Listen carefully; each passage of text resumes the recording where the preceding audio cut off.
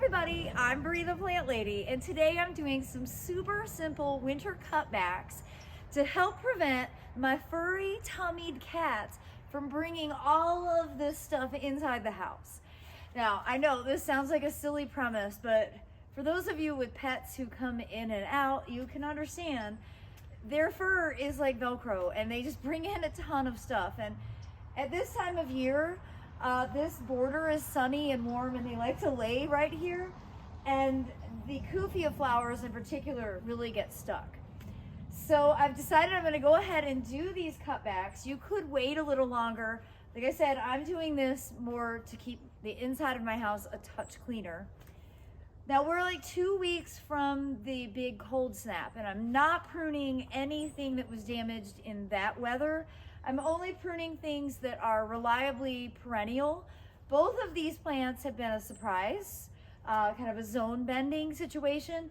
When I planted the justicia and the kufia, I wasn't anticipating either of them coming back for another year, and now I think we're going into year 8, and not only are they well established, they grow every year. They take up more ground space.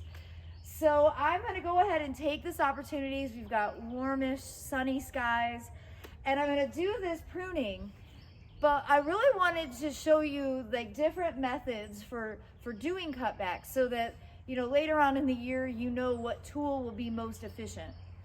And in the case of both of these, the kufia is really, it's very woody. The caliper is like the size of my index finger. It might be a little bit too robust for my hand pruners. These are Akatsun. They are the most amazing pruners.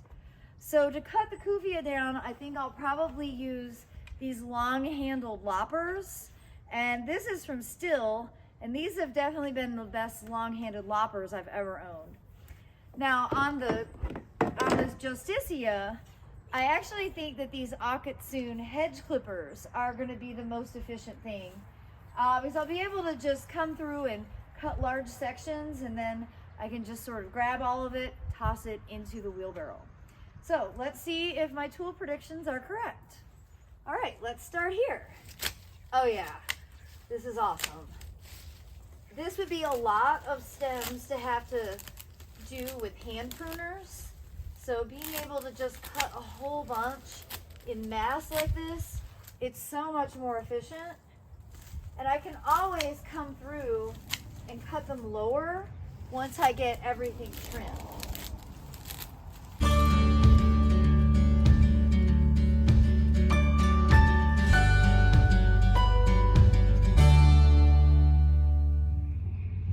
Well, it looks so much better cut back, in my opinion. You can see last year's stalks that I trimmed are, you know, this sort of tan color, and this year's are all black. And that's from the extreme cold event that we had. I'm sure this plant will be perennial because you can see how large and well established it is. Believe it or not, this was like in a 1 quart, maybe smaller, might have been in a 4-pack when I bought this at Big Bloomers, and I can't believe how much square footage it's rooted through.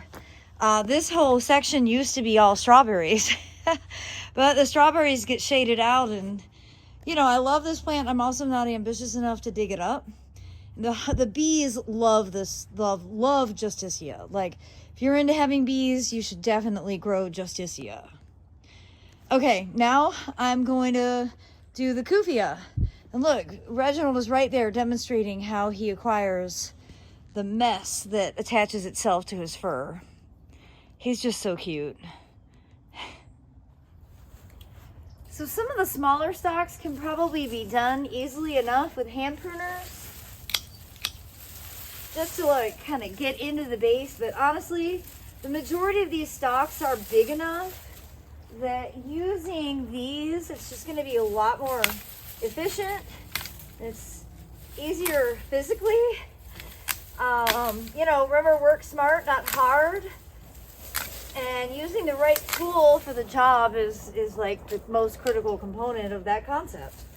So I'm just going to go through and cut all these stems down, and then I'm gonna make sure I clean up some of this mulched area to help prevent, you know, the kitty dilemma.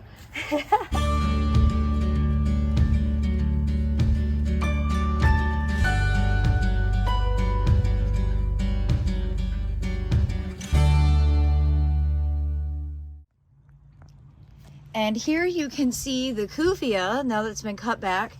It's very woody. These stalks here are last year's growth.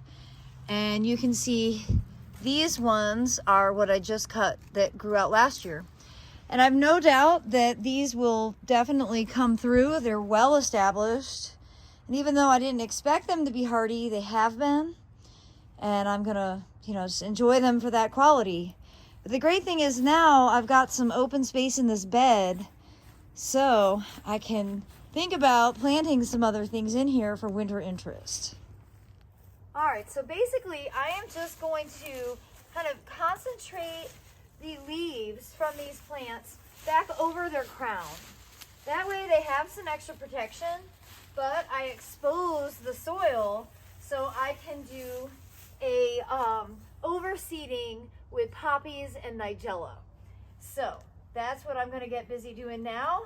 It's basically exposing the ground of soil so that I can fill in these open spaces with spring flowering seeds.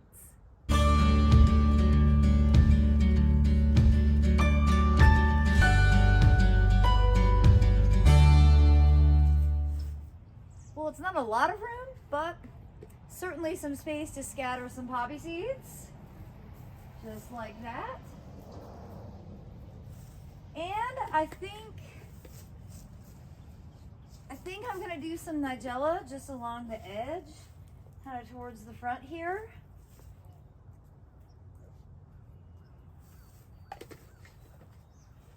And now I'm going to call this little border done.